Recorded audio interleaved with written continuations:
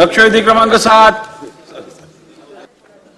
वितरित केल्याप्रमाणे खऱ्या अर्थाने हा महत्वाचा विषय आहे, पण अध्यक्ष महोदय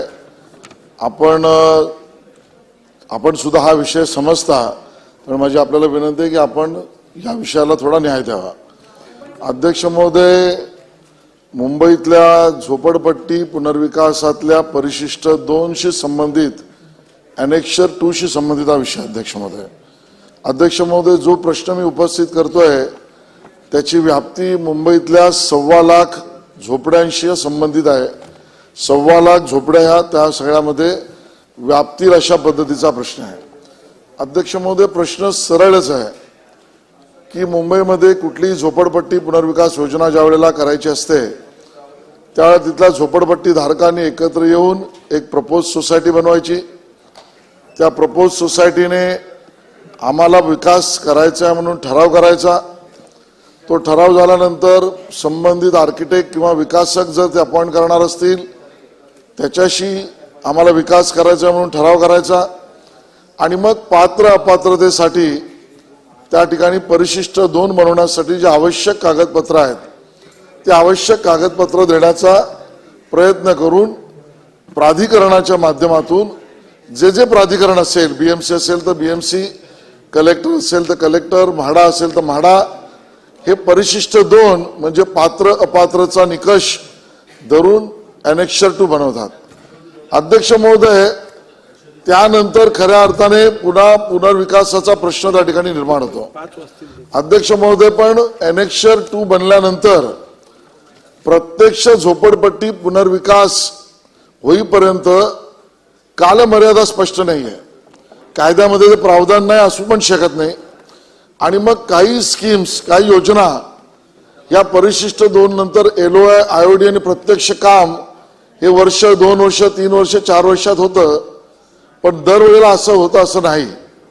अध्यक्ष महोदय, केवळ माझ्या मतदारसंघातील मी आकडेवारी आणली. अध्यक्ष महोदय, जवळजवळ 12 योजना, या 12 योजना ज्यांचं परिशिष्ट 2 बनल्यानंतर प्रत्यक्ष योजनेला कार्यान्वित करण्यासाठी किंवा डेव्हलपमेंट होण्यासाठी लागणारी वर्ष, याचा कार्यकाल आपण समजून घ्यावा. अध्यक्ष महोदय, साई श्रद्धा सहकारी गृहनिर्माण संस्था परिशिष्ट 2006 मध्ये झालं, म्हणजे 17 वर्ष झाले अजून पुनर्विकास नाही.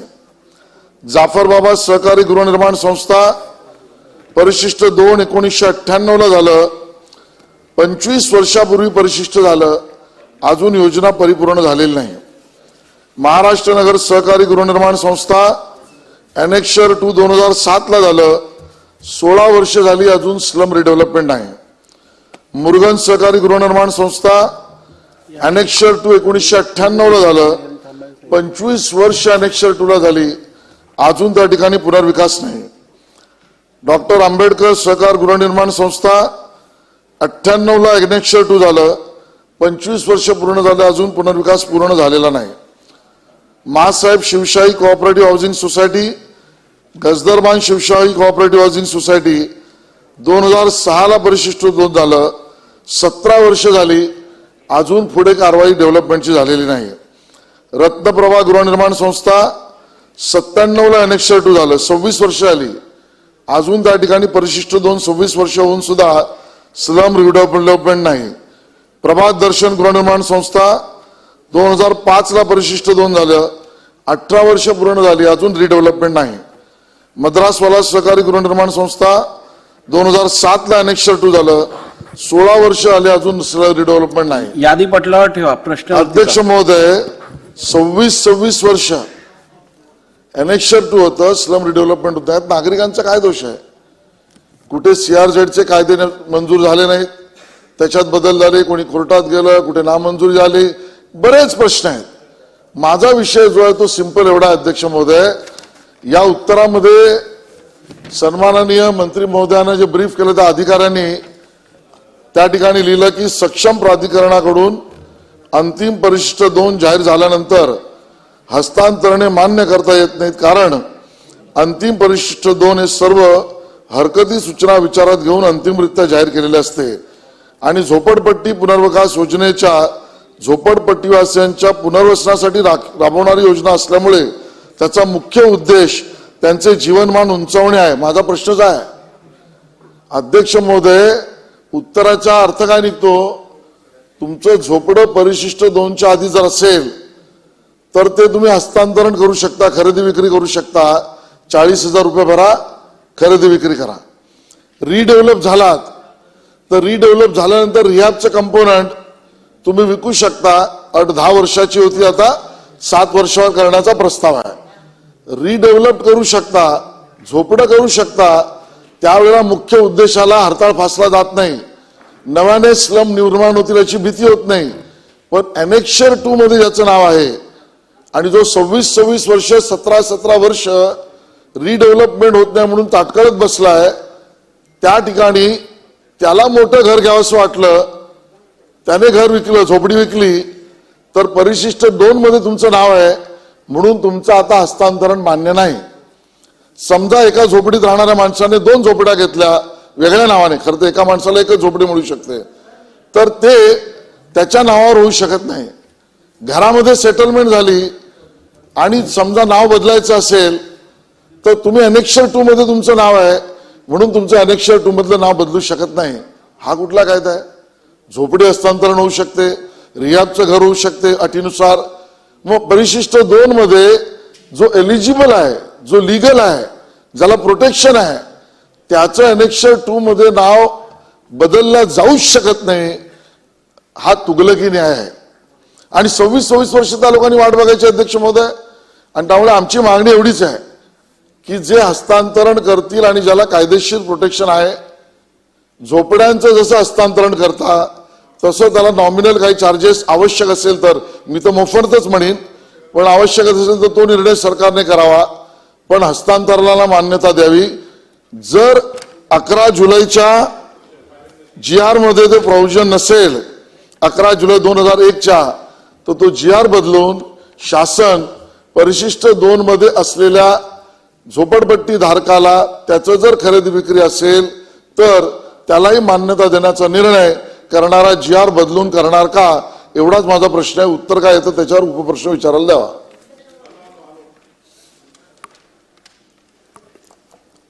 अध्यक्ष महोदय, सन्माननीय सदस्य आदरणीय शेलार साहेबांनी जो मुख्य मागणी केली आहे ती अशी आहे की परिशिष्ट 2 बनल्यानंतर, म्हणजे त्याची यादी तयार झाल्यानंतर झोपडपट्टी धारकाने त्याच्या झोपडीचे हस्तांतरण दुसऱ्या व्यक्तीस केले असेल तर विकत घेण्यात व्यक्तीचे नाव परिशिष्ट 2 मध्ये घेतले जावे. म्हणजे परिशिष्ट 2 झाल्यावर त्यांनी ह्याचं सगळं प्रोसेस त्यांनी अर्ध सांगितलं. मी काही भाग पुढचा सांगतो की कसं आहे की प्रथम एखाद्या झोपडपट्टीमध्ये यावेळेस ठरते की आता आपल्याला ह्याचं रिडेव्हलपमेंट करायचं आहे. त्यावेळेस काय होतं की तिकडचे सगळे लोक एकत्र येतात, निर्णय घेतात. मग त्यानंतर ते जे असतात ते म्हणजे SRAच्या माध्यमातून तिकडे त्याचा सर्वे केला जातो. त्या सर्वेमध्ये जे अंतिम यादी म्हणजे लोकांची पुनर्वसनाची एक तयार केली जाते, त्या यादीच्या माध्यमातून उपजिल्हाधिकारीच्या लेवलच्या अधिकाऱ्याच्या माध्यमातून त्याचं व्हेरिफिकेशन होते. ते व्हेरिफिकेशन सर्वेक्षण केल्यानंतर एक प्रथम यादी आपण म्हणल्याप्रमाणे तयार होते. त्या यादीच्या नंतर त्याच्यावर कोणाचे ऑब्जेक्शन्स नो ऑब्जेक्शन्स काय असतील तर ते घेतले जातात. त्यानंतर फायनल एक यादी तयार होते. त्या यादीमध्ये पण ती परिशिष्ट 2 मध्ये सामील व्हायच्या अगोदर त्याच्यावर जर काही ट्रान्सफर असतील तर ते करायची परवानगी दिली जाते. त्यांना 40,000 रेसिडेन्शियलसाठी आणि कमर्शियलसाठी 60,000 असं येऊन केलं जाते.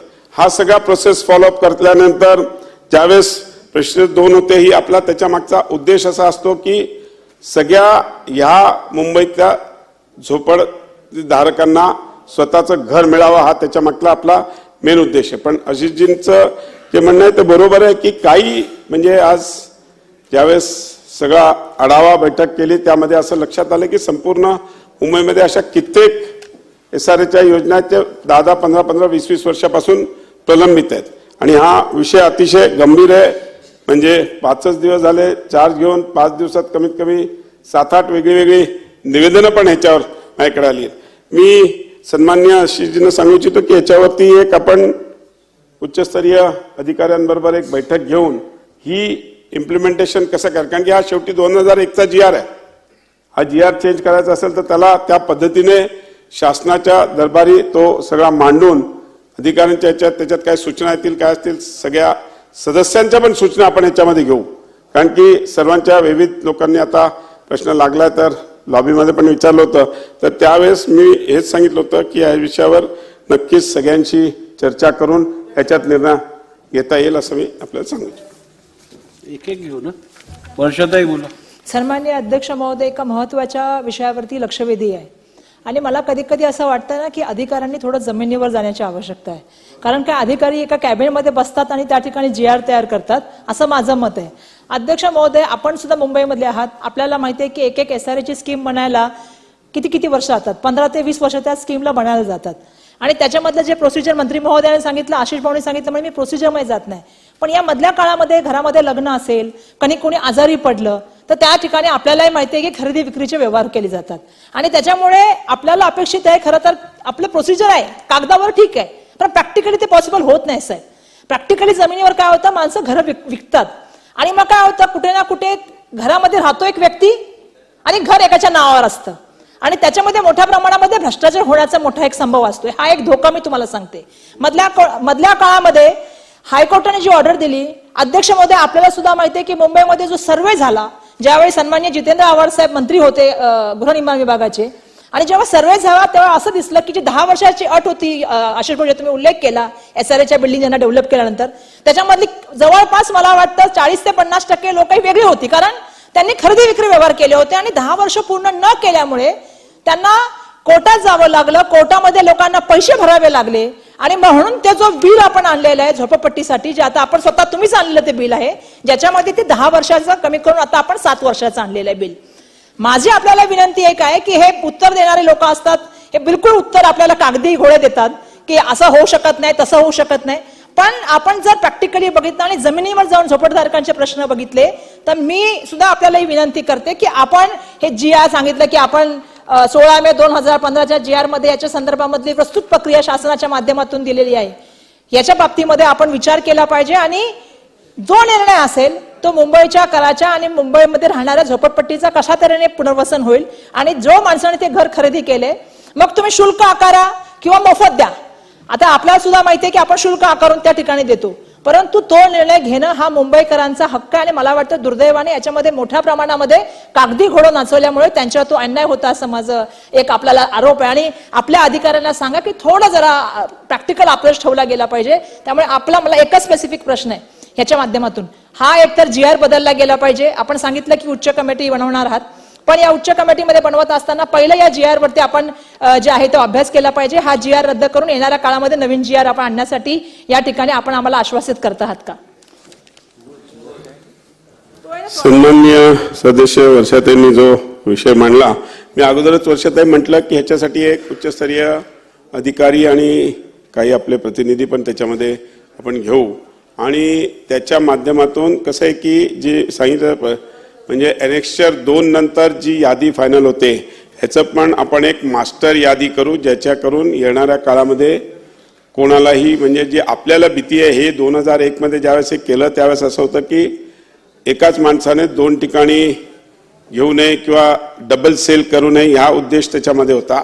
पण आता आपल्याकडे कॉम्प्युटरायझेशनमध्ये आणि टेक्नॉलॉजीच्या ह्याच्यामध्ये आपण नक्कीच एक मास्टर यादी करू शकतो, ज्याच्यामुळे अशा कुठल्याही प्रकारची रिस्क आपल्याला होणार नाही. त्याच्यामुळे आपण जे म्हणतायत ते नक्कीच त्या बैठकीमध्ये आपण त्याचा हे करून इम्प्लिमेंट करायचा प्रयत्न करू.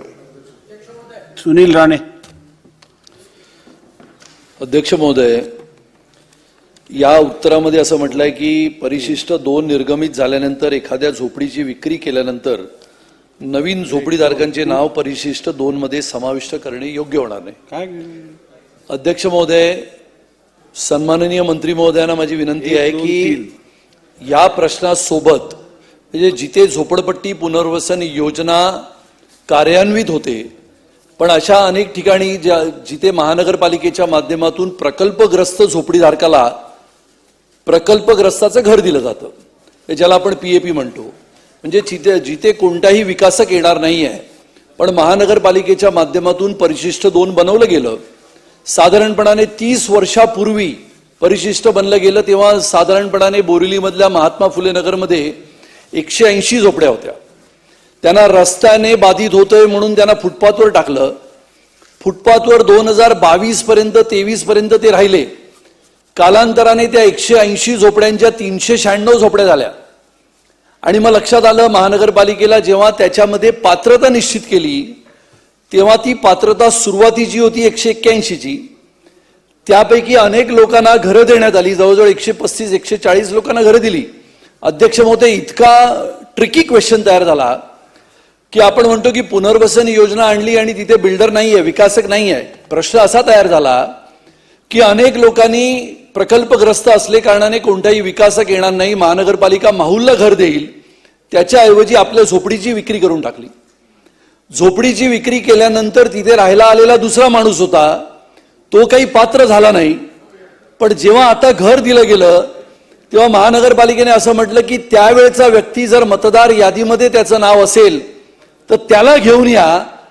आता तो जर जिवंत नसेल तर मृत व्यक्तीला आणणार कुठून?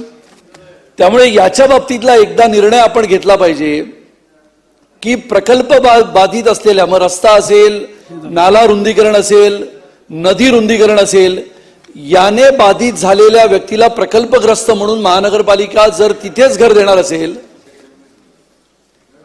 तर त्या प्रकल्प बाधित ग्रस्ताला घर दिल्यानंतर जर तिकडच्या मूळ मालकाने जर आपली झोपडी विकली असेल आणि नवीन व्यक्तीने ती खरेदी केली असेल तर त्या खरेदी विक्रीला आपण मान्यता देणार आहोत की नाही. जर नसेल देणार तर सन्माननीय मंत्री महोदयांनी येणाऱ्या 15 दिवसात 20 दिवसात याची निश्चिती केली पाहिजे. अन्यथा तिथे असलेल्या अनेक सामाजिक संस्था, अनेक एजंट त्यामध्ये फिरतात, त्या लोकांना कुठे ना कुठेतरी वेगवेगळ्या दिशेला घेऊन जातात आणि त्यामुळे सर्वसामान्य गोरगरीब जनतेची दिशाभूल होते. अध्यक्ष महोदय, याच्यामध्ये निर्णय घेण्याची प्रक्रिया सन्माननीय मंत्री महोदय करतील का, अशी माझी त्यांना प्रश्न आहे. सन्मान्य सदस्य सुनील राणे साहेबांनी जो प्रश्न मांडला आहे स्पेसिफिक त्यांच्या मतदारसंघातला आहे. पण सुनीलजी, मी आपल्याला एवढंच सांगू इच्छितो की मी अगोदरच सांगितलं की यामध्ये एनेक्शर 2 नंतरची जी यादी असते त्या यादीमध्ये आपल्याला जर बदल करायचा असेल तर तो आपण करू शकत नाही. त्याच्यामुळे जो 2001चा GR आहे त्या GR मध्ये आपल्याला बदल करण्याकरता आपण एक उच्चस्तरीय बैठक लावतोय. त्या बैठकीमध्ये आपण दिलेल्या या सगळ्या सूचनांचा आम्ही नक्कीच विचार करू आणि येणाऱ्या काळामध्ये मी सांगितलं तसं एक मास्टर यादी ती तयार केली आणि त्याच्यामध्ये जर एकाचं नाव एकदा अध्यक्ष महोदय त्याच्यामध्ये आलं तर परत त्याला दुसरीकडे कुठेही झोपडी मिळणार नाही. या पद्धतीने आपण त्याच्यात जर काम केलं तर नक्कीच आपण जे सांगतायत तशी परवानगी आपण देऊ शकू. पण त्याला इम्प्लिमेंट करायच्या अगोदर एकदा त्या GRचा बदल करावा लागेल. त्याच्यासाठी एक बैठक घेऊन त्याच्यामध्ये आपल्याला ती इम्प्लिमेंट करता येईल. मंत्री महोदय, आपल्याला बोलायचं होतं का? ठीकच आहे. आपली परवानगी असली तर आपण परवानगी दिल्याबद्दल आभारी आहोत. हे जे बिल आहे विद्यापीठाचं, त्या मागच्याचं जे नागपूरचं जे बिल आहे ते मग सोमवारी घेणार आपण कसं? सोमवारी. आता लक्षवेधी झाल्यानंतर आपण कामकाज थांबवू दिवसाचं. हा, म्हणजे पाऊस पण आहे बाहेर, त्यामुळे ते आपण सोमवारी घेऊ. साहेब आभारी आहोत. हे झोपडपट्टी मधलं जे एक पहिली गोष्ट म्हणजे तुम्ही जे 7.5 वर्ष केले आहेत झोपडी म्हणजे ते विक्रीचं 7 वर्ष, तो आम्ही 2.5 वर्ष केला होता. तुम्ही कॅबिनेटमध्ये जाहीर केलंय ते. नाही, राजकारण नाही करत आहे मी. ठीक आहे, माझ्याकडे बघून बोला, आपसात बोलू नका, बोला. अध्यक्ष महोदय, आम्ही एक कॅबिनेट सब कमिटी नेमली होती आणि हे सगळे सब कमिटीमध्ये होतो. त्या सब कमिटीचा मी अध्यक्ष होतो. हा, जरा 1 मिनिट थांबा ना साहेब. बोला बोला बोला. सगळ्यांचे विषय तेच आहेत. तर त्याच्यामध्ये 2.5 वर्षाचा जो आम्ही सब कमिटीने घेतलेला निर्णय घेतला होता त्याच्यात कुठेही फेरफार करू नये. तो गरिबांसाठी घेतलेला निर्णय होता अशी मला त्यांना विनंती करायची. दुसरी गोष्ट अशी की 15-20 वर्ष 25 वर्ष एक रुमाल टाकून ठेवायचा झोपडपट्टीवर आणि मग त्याचं डीलिंग करत राहायचं. त्या डीलिंगमध्ये अर्ध्या झोपडपट्ट्या बर्बाद झाल्या. म्हणजे एकदा तिथली मसल पॉवर यूज करून झोपडपट्टी खाली केली की मग मी गोदरेजला विकू का मी टाटाला विकू का मी ह्याला शापूरजी पालनजीला विकू का मी पिरामलला विकू याच्यासाठीच सौदे होतात. तेव्हा एक निर्णय आम्ही घेतला होता की 5 वर्षाच्या अधिक ज्यांचा कालावधी झालेला आहे, ज्यांना LOI देऊन 5 वर्ष झाली आहेत, त्यांचं सरसकट उडवून टाका. कारण का बँका अडकल्यात त्याच्यामध्ये, त्यांच्या लफड्यामध्ये NBFC अडकलेले आहेत आणि सर्वात महत्वाचं म्हणजे गरीब माणूस अडकलेला आहे. तर तो 5 वर्षाचा जो निर्णय आम्ही घेतला होता तो तुम्ही कायम करणार का? दुसरी गोष्ट घराचा व्यवहार. आता एक झोपडपट्टी धारकाने दुसऱ्या झोपडपट्टी धारकाला घर विकलं. साहेब, झोपडी ही त्याची धनसंपत्ती आहे. मी असे अनेक जण माहिती आहेत मला की वडिलांच्या ऑपरेशनला ते झोपडी विकतात, ऑपरेशन करून घेतात आणि कुठे दूर बदलापूर अंबरनाथला झोपडी घेतात. आता गरीब असणं हा त्याचा गुन्हा आहे का? जर एखाद्याने तिची झोपडी विकत घेतली तर त्याच्या नावावर ती झोपडी करायला अडचण काय? अडचण काय? आणि हे सगळे निर्णय आम्ही घेतलेले होते. हे कसं म्हणजे हे हा काय आपला वैयक्तिक चला आता प्रश्न त्यांचा नाही. निर्णय ऐकूया. तुम्ही अध्यक्ष घेतलेला महोदय, ऐकूया. चला. एकच नाही चव्हाण साहेब, अध्यक्ष थोडक्यात मांडा महोदय, आपण. मला एवढंच सांगा की आमचा जो निर्णय होता की झोपडी विकता येते ह्याच्यावरती आपल्याला काय म्हणायचंय? 5 वर्षापेक्षा अधिक ज्यांना LOI देऊन झालेले आहेत त्यांच्या LOI रद्द करून तुम्ही बँकांना किंवा NBFCंना घेऊन सदरची डेव्हलपमेंट करणार का? कारण का 35,000 कोटी रुपये SRA मध्ये अडकलेत बँकांचे. आणि तिसरी गोष्ट, ईडीने उगाच कारण नसताना एक 15-20 हे अडवून ठेवल्यात. अहो, ईडीचा काय संबंध? अहो, जमीन कोणाची तरी वेगळ्याची, झोपडपट्टी झोपड्या कोणाच्या तरी वेगळ्याच्या आणि त्या ईडीने ताब्यात ठेवल्यात. अहो, ते त्यांना काही करूच शकत नाही, डेव्हलपमेंटच होऊ शकत नाही. तेव्हा आपल्या वतीने ईडीला एखादं पत्रक जाईल का की तुम्ही हे झोपडपट्ट्या मोकळ्या करा, आम्हाला डेव्हलपमेंट करायची? हे आपल्या सगळ्यांच्याच फायद्याचं आहे. उत्तर होऊ दे. उत्तर देतो. सन्मान्य सदस्य आदरणीय जितेंद्रजी पवार साहेब, एकतर आपण 2.5 वर्ष स्वतः या खात्याचे मंत्री होता आणि त्यामुळे 2.5 वर्षात जे मला आपण सूचना दिल्या त्या आपण माझ्या मते एक मोठा काळ होता. मला 5च दिवस झालेत. 2.5 म्हणजे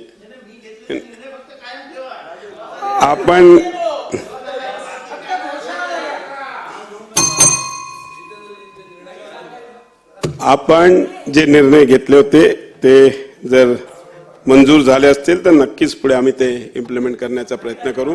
पण माझ्या हिशोबाने, माझ्या माहितीप्रमाणे मला मी माहिती मागवली ना साहेब, काय खूप अभ्यास नाही केला पण 5 दिवसात थोडा बहुत अभ्यास केला आहे. हा, आणि तुम्ही म्हटलं झोपडी विकण्याकरता मला सांगायला थोडंसं आहे की जसं तुम्ही म्हटले आजारीपणाला वगैरे, तर कसं आहे सध्या जे सरकार आहे मोदीजींचं केंद्रात आणि राज्यात, यांनी आजारपणामध्ये प्रत्येक व्यक्तीला 5 लाखापर्यंतचा कुठलाही मेडिकल हे देण्याकरता सरकार नाही. मुलीच्या लग्नाचा विषय तुम्ही जो काढला तो विषय मी बोललो. मुलीच्या लग्नाला पण आम्ही देतो. मुलगी चला, बाळ लग्न झाली की वगैरे तिला- राहू दे. सध्या मुलगी तुम्ही बाळ झाली घराबद्दल की बोला. तिला- सध्या घराबद्दल बोला तुम्ही. मी प्रश्नाचं उत्तर देतो ना. तुम्ही रेफरन्स दिले तर मला रेफरन्सवर बोलणं गरजेचं आहे ना.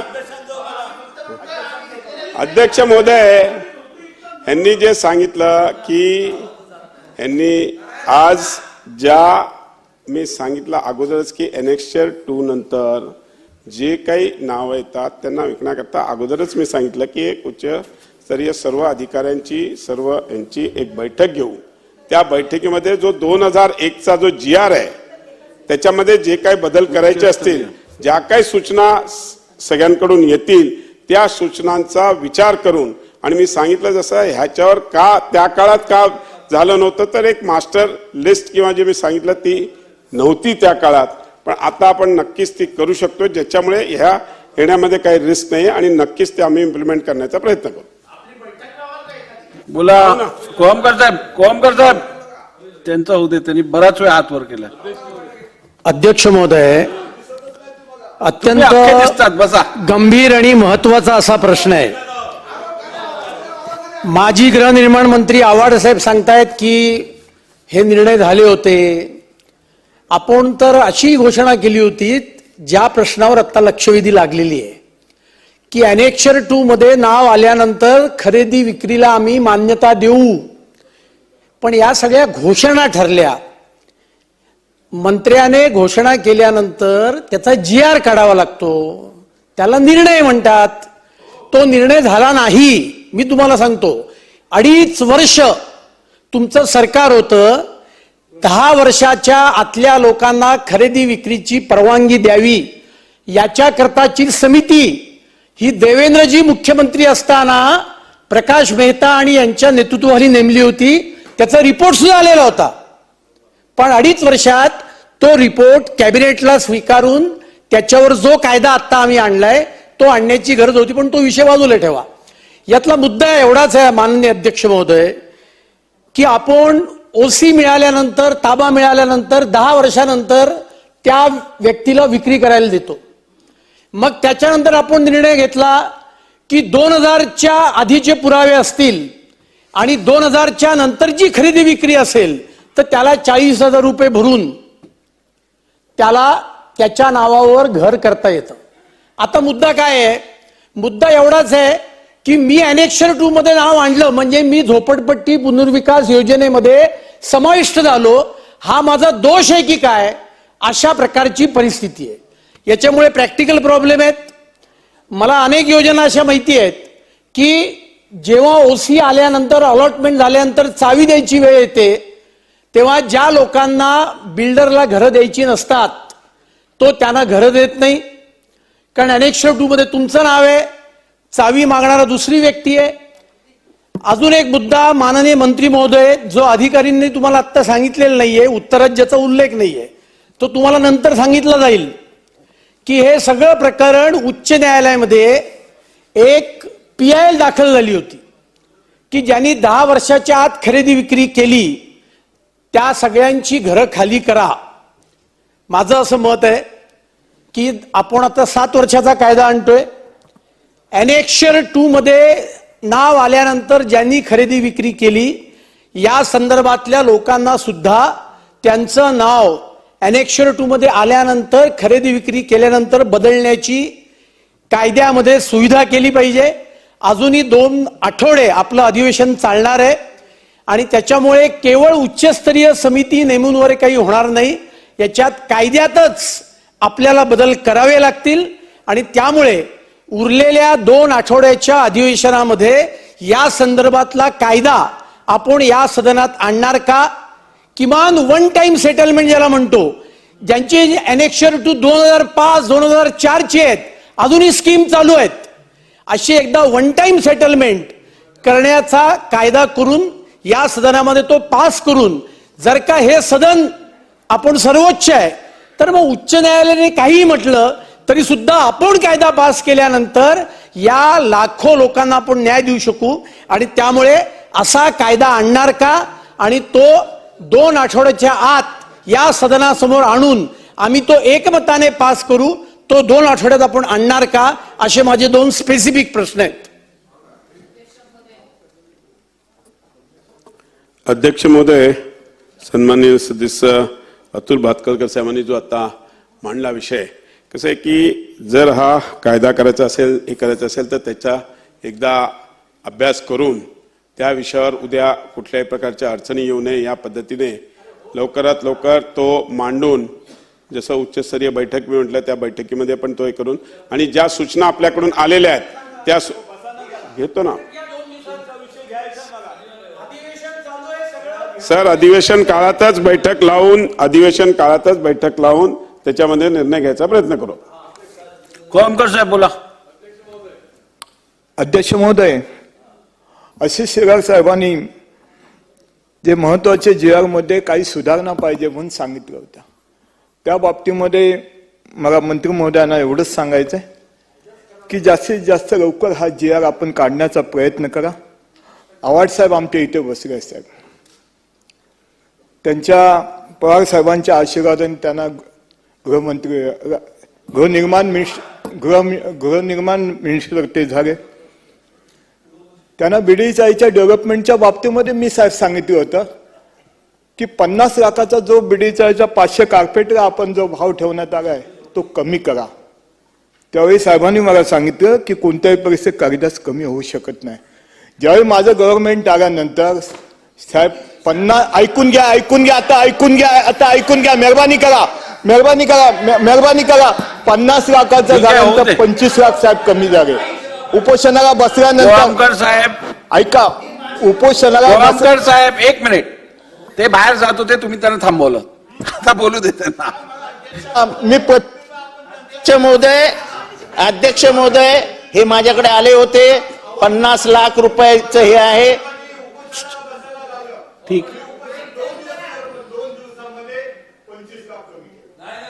अध्यक्ष महोदय 25 लाख किंमत करणारा जितेंद्र आव्हाड होता. यांचं उपोषण काय कामी आलं नव्हतं. ठीक आहे, चला. उगाच काहीतरी भाषण ठीक आहे, करायचं. चला, बोला. बीडीडीची फडणवीस साहेब आले बोला. म्हणजे मुंबईच्या पोलिसांना 500 कार्पेट 15 लाखामध्ये या माझ्या शासनाने दिला. आव्हाड साहेब फुकट परमेश्वराने तुम्हाला आव्हाड साहेब खाली बसा, आव्हाड साहेब खाली बसा. परमेश्वरांनी दिला पण त्याचा तुम्ही उपयोग करू शकले नाही. हे दुःख आहे साहेब, जे दुःख आहे हे खाली बसा. खाली बसा. त्यांना सांगितलं होतं साहेब काहीतरी त्यांचं कमी झाल्यावर करा. देतो तुम्हाला संधी. काहीतरी कमी करा. हा? त्यांचं झाल्यावर संधी हा, देतो. साहेब माझं त्यांचं एवढंच झाल्यावर मत आहे. संधी देतो तुम्हाला. माझं बसा ना. एवढंच मत आहे. पोलिसाला जेव्हा रिटायर होतो त्याला 12 लाखाची सर्व्हिस मिळते साहेब, आणि आव्हाड साहेबांनी त्यांना 50 लाख सांगितले 500 कार्पेटला. कुठून हे पोलीस बांधव पैसा आणणार तेही समजत नाही. पवार साहेबांच्या मुंबई बँकेतून मी त्यांना कर्ज देणार. मुंबई बँकेतून मी त्यांना कर्ज देणार हेही सांगतो. पवार साहेबांच्या आशीर्वादाने तुम्ही मंत्री झाले, परंतु त्याचं बेनिफिट तुम्ही जे जनतेला पाहिजे होते ते मिळालं नाही. कोळंबकर साहेब मला वाटतं सन्मान्य सदस्य जितेंद्र आव्हाडांनी तुम्हाला सगळी उत्तरं दिली असल्यामुळे सावे साहेबांना आता काय काम राहिलं नाहीये. मला एवढंच सांगा का आव्हाड साहेब नेहमी मोठा आवाज करून सांगतात. बसा. आम्ही कधी आवाज नाही करत. बसा, आम्ही असं नाही, बसा. नम्रतेने सांगतो. बसा. आम्ही वाढू नम्रतेने नका, सांगतो. विषय वाढू नका. बसा. नाही थांबा, विषय वाढू नका. बसा. आपण उत्तर द्या. बसा. त्यांचं उत्तर होऊ दे. सन्मान्य सदस्य कोळंबकर साहेबांनी सांगितल्याप्रमाणे मी अगोदरच उत्तर दिलं की याच्यामध्ये सर आपण एक उच्चस्तरीय बैठक घेऊन त्यामध्ये हा निर्णय लवकरात लवकर करण्याचा पूर्णपणे प्रयत्न करू असं मी माननीय अध्यक्ष साहेबांना सांगतो. मी कुठेही होऊ दे, त्यांचं नाव घेतलेलं होऊ दे. मी कुठेही पक्षाचं राजकारण करत नव्हतो. खरं तर SRA प्रश्न आहे, म्हाडाचा याच्यात काही संबंध नाही. कारण नसताना माझं नाव घेऊन मी चाललेलो. बसा. हे आता मला बीडीडीचा वेग सांगतील का? वेग आता काय परिस्थिती आहे बीडीडीची साहेब? आठवड्याला दोनदा बीडीडीत जाणारा माणूस होतो मी. ते उगाच कारण नसताना कालिदास मला पवार साहेबांनी केलं, पण तुम्हाला राणे साहेबांनी काहीच नाही केलं, फक्त वापरलं. ठीक आहे, असं मी बोलायचं का आता? हे मी बोलत नाही. हे काही योग्य नाही. हे रेकॉर्ड वरती घेतलं जाणार नाही. चला पुढे. अध्यक्ष महोदय, हा अत्यंत महत्वाचा अशी लक्षवेधी आलेली आहे. माननीय मंत्री महोदयांनी जे सांगितलं की उच्चस्तरीय बैठक घेणार, माझे याच्या संबंधामध्ये दोनच विषय आहेत. डिसेंबरच्या अधिवेशनाच्या नंतर एक GR काढला गेला आणि क्लस्टरच्या मध्ये, कारण की या मुंबईच्या SRA बरोबर ठाणा देखील आहे, ठाण्याचा क्लस्टर देखील येतो. तर हे जे ऑनगोईंग SRAचे प्रोजेक्ट आता चालू आहेत, जसं आशिष शेलार साहेबांनी 20 वर्ष, 15 वर्ष, 26 वर्ष प्रलंबित प्रोजेक्ट सांगितले. तर या क्लस्टरच्या ठाण्यामधल्या 44 आराखड्यामध्ये जवळजवळ 18 ऑनगोईंग SRA प्रोजेक्ट जे आहेत ते अडकून पडलेले आहेत. क्लस्टरची योजना क्रांतिकारी होती, परंतु हे आराखड्याच्या कधी होतील हे क्लस्टर, आणि तोपर्यंत हे जे सुरू झालेले होते किंवा त्यांची प्रक्रिया सुरू झाली होती असे हे जे SRA प्रोजेक्ट आहेत, तर ते याच्यामधनं तुम्ही वगळण्याची गरज आहे. माननीय मुख्यमंत्री साहेबांना देखील माझी चर्चा झालेली असताना त्यांनी सकारात्मकपणे सांगितलं की याच्या संबंधी आपण निश्चितपणे बैठक घेऊन विचार करू. तर या उच्चस्तरीय बैठकीमध्ये या वगळण्याच्या संबंधी तुम्ही ऐच्छिक ठेवा. जसं अधिकृत बिल्डिंगला तुम्ही शुद्धीपत्र काढलं GRचं आणि त्या वगळल्या, तसं या जे ऑनगोईंग आहेत त्याला तुम्ही या बैठकीमध्ये या संबंधामधला विचार करणार का आणि तातडीने त्या वगळणार का? कारण याच्यामध्ये हजारो झोपडपट्टी धारक जे आहेत ते प्रलंबित राहणार आहेत. कारण की क्लस्टर जेव्हा जोपर्यंत होत नाही तोपर्यंत त्यांचं काम तसंच राहणार आहे. आणि दुसरा माझा स्पेसिफिक प्रश्न अध्यक्ष महोदय, की आपण जो काही निर्णय आणणार आहे 7 वर्ष, तर मग 7च वर्ष का? 10 वर्ष होता, मग 5 वर्ष का नाही, 2.5 वर्ष का नाही? आणि त्याच्यामुळे माझी विनंती आहे की ऑलरेडी हे प्रोजेक्ट प्रलंबितच आहेत, आणखीन त्याच्यामध्ये आपण ही वाढ करण्यापेक्षा ह्या 7 वर्षापेक्षा देखील आपण कमी मुदत या उच्चस्तरीय बैठकीमध्ये, कारण आता तर आपण काही जाहीर करू शकत नाही, तर त्याच्यामध्ये याच्या संबंधात देखील आपण गांभीर्याने विचार करून हा निर्णय जो आहे तो घ्यावा, अशा प्रकारची देखील माझी मागणी आहे. अध्यक्ष महोदय, केळकर साहेबांनी जो विषय मांडला अतिशय महत्वाचा आहे, की कारण की बरेच प्रोजेक्ट हे वर्षानुवर्ष 20-20 वर्ष, 25-25 वर्ष प्रलंबित पडलेले आहेत. परवा आढावा बैठक घेतली, त्यामध्ये पण पूर्ण सगळ्या जे प्रोजेक्ट चालू आहेत संपूर्ण मुंबईमध्ये, सराउंडिंगमध्ये, MMRD मध्ये, तर आम्ही त्याच्यामध्ये विचार करतोय की याला कुठे ना कुठे ब्रेक लावण्याकरता एक टाइम बाउंडेड पिरियड दिला पाहिजे. आणि जर त्या पिरियडमध्ये जर ते करत नसतील तर त्यांना त्या प्रोजेक्टमधून डिलीट करून दुसरं कोणाला तरी त्याचा एक टाइम बाउंडेड आहे. यापुढे जे काही SRAचे ॲग्रीमेंट होतील किंवा एक होतील त्याला एक टाइम लिमिटेशन्स करून, जर नसेल तर त्यांना त्याच्यामध्ये पुढे पेनॉल्टी क्लॉज किंवा अशा पद्धतीने हे करावा किंवा त्यांच्याकडून बँक गॅरंटीज घ्याव्या, असा एक परवाच्या मीटिंगमध्ये मी हे केला होता. आणि नक्कीच जसं आता केळकर साहेबांनी सांगितलं की जी उच्चस्तरीय मीटिंग करू त्या मीटिंगमध्ये हे सगळे विषय आम्ही नक्कीच घेऊ. कारण की जर GR चेंज करायचं असेल तर सगळ्याच त्याच्यामध्ये ज्या 2001 मध्ये राहिल्या होत्या त्या सगळ्या एम्बिग्युइटीज त्याच्यातून काढायचा प्रयत्न करू. अमीन पटेल. धन्यवाद अध्यक्ष महोदय. सम्मान्य आशीष शेलार जी ने मुंबई के हित से बहुत एक इम्पोर्टेंट लक्ष्यवेधी लगाया है और उन्होंने डिटेल में इस पे बात बताया और तकरीबन मुंबई के सभी आमदारों ने इस पे बात की है. अध्यक्ष महोदय, ये बात बिल्कुल सच है कि तकरीबन 1.25 लाख झोपड़ी धारक है, एनेक्सर 2 में नाम है, 25 साल से रिडेवलपमेंट हुआ नहीं. अध्यक्ष महोदय, सम्मान्य मंत्री महोदय ने बहुत विस्तार में जवाब दिया. अध्यक्ष महोदय, जो मास्टर लिस्ट की बात हो रही है उससे तो एक झोपड़पट्टी वाले को एक घर मिलेगा, वो बात तो तय है, मगर ये एनेक्सर 2 बन जाने के बाद में नाम चेंज नहीं होता, उसके लिए जो कमेटी या उसकी बात होती है. अध्यक्ष महोदय, मेरी आपसे निवेदन है कि मंत्री महोदय ने स्पेसिफिक टाइम बताना चाहिए कि इतने दिन में हम इसका फैसला कर देंगे और वो कमेटी नया GR लेके आ जाएंगे. एक टाइम बाउंड प्रोग्राम होना चाहिए. वो एक इम्पोर्टेंट मंत्री महोदय कि आप सदस्यों की और उच्च स्तरीय कमेटी बनाने की बात करते हैं, उसके लिए आप एक टाइम सदन को बता दो कि इतने दिन के अंदर हम इसके ऊपर निर्णय ले लेंगे.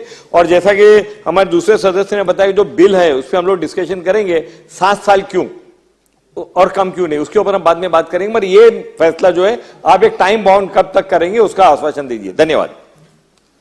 सन्माननीय अध्यक्ष साहेब, अमीन पटेल साहेबांनी जो मांडला की बिल ज्यावेळेस येणार आहे त्यावेळेस बिलवर आपण चर्चा करू, बिलमध्ये सगळ्यांचं जे मत असेल त्या हिशोबाने आपण त्याच्यामध्ये इम्प्लिमेंट करण्याचा प्रयत्न करू. दुसरं जे उच्चस्तरीय बैठकीचा आणि याचा ते लवकर मी अधिवेशन काळातच ती बैठक लावायचा प्रयत्न करतो आणि ती बैठक लागल्यानंतर विदिन 3 मंथ्स या सगळ्या याचं इम्प्लिमेंटेशन करण्याकरता आम्ही प्रयत्न करू. धन्यवाद. मनीषाताई, तुम्ही समारोप करा.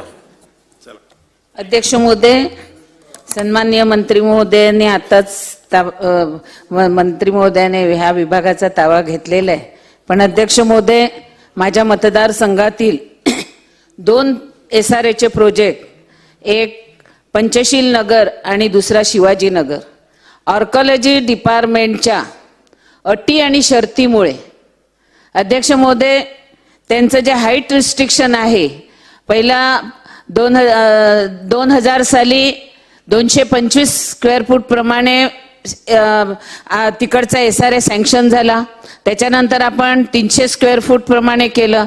मग आता हाईट रिस्ट्रिक्शन आलेलं आहे. तर सन्माननीय मंत्री महोदयांना माझी विनंती आहे की ह्या बाबत आपण हाईट रिस्ट्रिक्शन जे आर्कॉलॉजी डिपार्टमेंट तर्फे दिलेलं आहे, त्यामुळे आज हजारो झोपडीधारक हे अपेक्षेने आहेत की आपलं सरकार निश्चित ह्याच्यावरती विचार करून घर देईल. अध्यक्ष महोदय, ज्याप्रमाणे आशिषजींनी लक्षवेधी लावलेली आहे, परिशिष्ट 2 मध्ये नाव असल्यानंतर कोविडच्या महामारीमध्ये जे ओरिजिनल झोपडीधारक आहे, ह्या ओरिजिनल झोपडीधारकाचा मृत्यू झालेला आहे.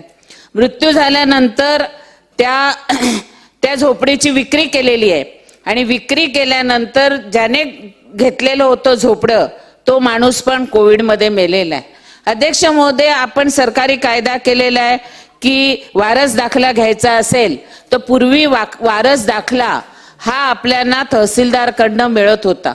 आता वारस दाखला घ्यायचा असेल तर हायकोर्टातून सक्सेशन सर्टिफिकेट घ्यावं लागतं.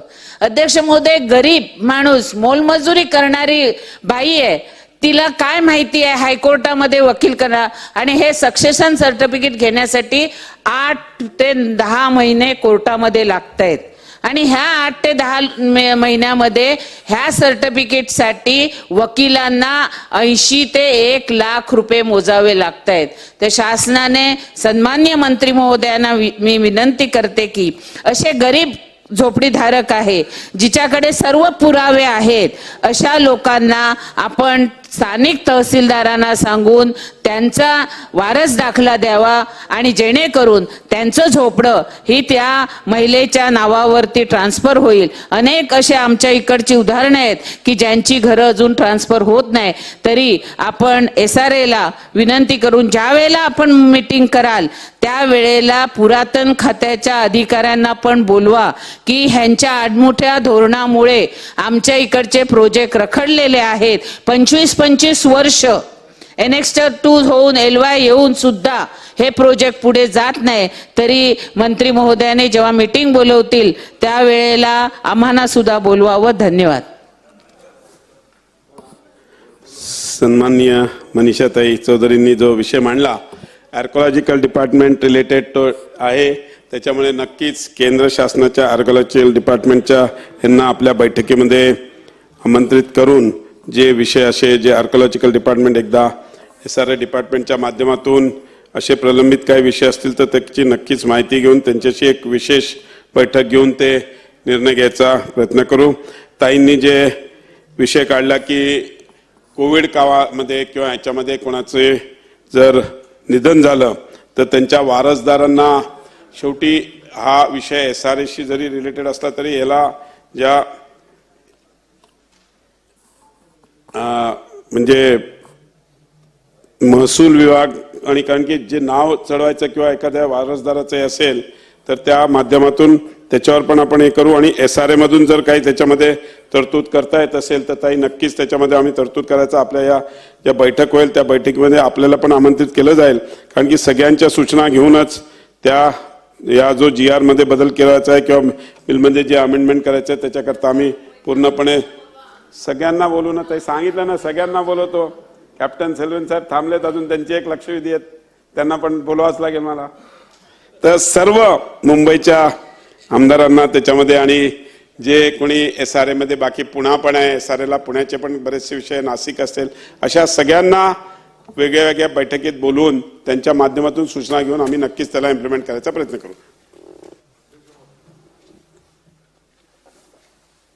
कॅप्टन लक्षवेधी आहे. अच्छा, तू याच्यावर बोलायचं नाही, ते बंद करा माईक तुमचा. अध्यक्ष महोदय, माननीय मंत्री महोदयांचा मी धन्यवाद देतो की त्यांनी या सगळ्या प्रश्नाला सकारात्मक उत्तर दिलं आणि उच्चस्तरीय बैठक या अधिवेशनाच्या काळातच घेऊन आपण GR मध्ये बदल करू असे म्हटलंय. अध्यक्ष महोदय, मी तर फक्त माझ्या मतदारसंघातील 12 स्कीम, 10,000 झोपड्या त्यापैकी 3000 झोपडीपट्टी धारक या अनेक्षर 2 मधील त्यांच्या कायदेशीर घराच्या हस्तांतरणामध्ये अडकलेले लोक आहेत याबद्दल मांडला आणि तसाच मुंबईत 1.25 लाख झोपडपट्टी वासियांचा हा प्रश्न मांडला. अध्यक्ष महोदय, एक निर्णय हाऊसिंग डिपार्टमेंटचाच संक्रमण शिबिरांच्या पुनर्विकासाच्या संदर्भामध्ये आपल्या मतदारसंघामध्ये संक्रमण शिबिर आहे, त्या ठिकाणी संक्रमण शिबिराचं युनिट हे विकल्या जाऊ शकत नाही कारण रिपेअर बोर्डाची ती प्रॉपर्टी असते. पण संक्रमण शिबिराच्या रिडेव्हलपमेंटचं धोरण बनवताना तत्कालीन मुख्यमंत्री देवेंद्रजींनी संक्रमण शिबिरातलं घर सुद्धा विकलं गेलं असेल तर त्याला पात्र करून त्याला पुनर्विकसित नवीन माणसाला त्याच्या नावावर घर मिळेल असा निर्णय केला. अगदी प्रधानमंत्री आवास योजनेचा कायदा वापरून जे घुसखोर आहेत ते जर प्रधानमंत्री आवास योजनेच्या कायद्यात बसत असतील तर आत घुसलेल्या माणसाला त्याच्या नावावर पुनर्विकसित घर मिळेल हा निर्णय केला. तर इथे तर अनेक्षर 2 मध्ये जो पात्र आहे त्याचं घर तो विकतोय, घेणारा कट ऑफ डेटच्या कायद्यामध्ये पात्र आहे तर त्याला त्याच्या नावावर अनेक्षर 2 ट्रान्सफर करायला अडचण असता कामा नये अशी सकारात्मकता सरकार दाखवणार का? 1. 2 अध्यक्ष महोदय, मी मागासपासून सांगितलं की 26 वर्ष या जुन्या स्कीम आहेत, त्यामुळे एखादा 1998च्या अनेक्षर 2 मध्ये अपात्र दाखवला गेला होता तो आता 2011च्या कायद्यानुसार सशुल्क पात्र झाला आहे. त्यामुळे त्यालाही याचे बेनिफिट मिळायला हवेत आणि त्यातही ट्रान्सफर असेल खरेदी विक्री तर त्याचाही विचार केला पाहिजे. अशा असंख्य सूचना येऊ शकतात आणि त्यामुळे बैठक घेणं संयुक्तिक आहे. त्या बैठकीमध्ये सर्वंकष जे लिखित उत्तर अधिकाऱ्यांच्या डोक्यातून आलंय की आम्हाला उद्देश गाठायचा आहे, त्या उद्देशासाठीच जर आपण या हस्तांतरणाला मान्यता दिल्या नाहीत तर आता झोपडपट्टीत असणारा माणूस पुनर्विकासाला जेव्हा प्लॉट खाली करायला बिल्डर येईल त्याला मदतच करणार नाही, तो खालीच करणार नाही, तो आंदोलनच करेल, राजकीय भूमिका उभ्या राहतील. आणि म्हणून हे जे डोकं लावलेलं आहे ते अर्धवट डोकं आहे. त्यामुळे पूर्ण पुनर्विकासासाठी जशी झोपडी हस्तांतरित करण्याला मान्यता आहे, रिहॅबचं घर मान्यता आहे, तसं अनेक्षर 2 ला सुद्धा मान्यता देण्यासाठी संक्रमण शिबिराच्या धोरणाच्या आधारावर तुम्ही निर्णय करणार ना एवढं आश्वासन आम्हाला द्या आणि 2 आठवड्यात बैठक लावा एवढी तुमची विनंती. अध्यक्ष महोदय, मी अगोदरच सांगितलं की अधिवेशन काळामध्येच याची एक बैठक लावून त्यामध्ये ज्या काही सूचना सर्व सदस्यांनी आज दिलेल्या आहेत त्या सर्व सूचनांचा त्यामध्ये समावेश करून ज्या काही गाईडलाईन्स आपण कायद्याच्या आधारित राहून करू शकू त्या नक्कीच पूर्णपणे करायचा प्रयत्न करू. आशिषजीने सांगितल्याप्रमाणे ज्या ट्रान्झिट कॅम्पच्या पण ज्या त्यांनी सूचना दिल्यात त्या पण सूचना आम्ही घेऊ आणि त्याच्यावर चर्चा करून नक्कीच निर्णय घ्यायचा प्रयत्न करू. मंत्री महोदय, याच्यात एक प्रश्न जो आशिषजींनी आता नाही बस आशिषजींनी जो आत्ता मांडला की 2000 पहिली 1/1/2000 पहिली डेटम लाईन होती, आता ती 1/1/2011 अशी डेटम लाईन झालेली आहे. यापूर्वी 1995ची डेटम लाईन होती. आता जर का एखादा अनेक्षर 2 झाला असेल आणि त्याच्यात 2000च्या डेटम लाईन प्रमाणे किंवा 95च्या डेटम लाईन प्रमाणे अनेक्षर 2 झाला असेल तर 2011च्या लोकांना साठी तुम्ही नवीन अनेक्षर 2 बनवणार की त्याच अनेक्षर मध्ये त्यांना समावित करणार? कारण अशी यापूर्वी तक्रार आली की एकदा अनेक्षर 2 झाला की तो रिवाइज करू शकत नाही, तुम्हाला ऍडिशनल कलेक्टरकडे फक्त अपील फाईल करता येतं. तर ह्या संदर्भातली स्पष्टता मिळणं आवश्यक आहे. कारण मुंबईतले जे लोकप्रतिनिधी आहेत त्यांना सातत्याने त्यांच्या मतदारसंघातील जे झोपडपट्टीवासी आहेत त्यांचा सातत्याने हाच प्रश्न असतो की आम्हाला अनेक्षर 2 मध्ये कधी समाविष्ट केलं जाणार, आमचा सर्वे परत होणार का? त्यामुळे ही माहिती जर आज सभागृहात मिळाली तर निश्चितपणे प्रत्येक जण आपापल्या मतदारसंघात माझ्या सकट न्याय देऊ शकेल.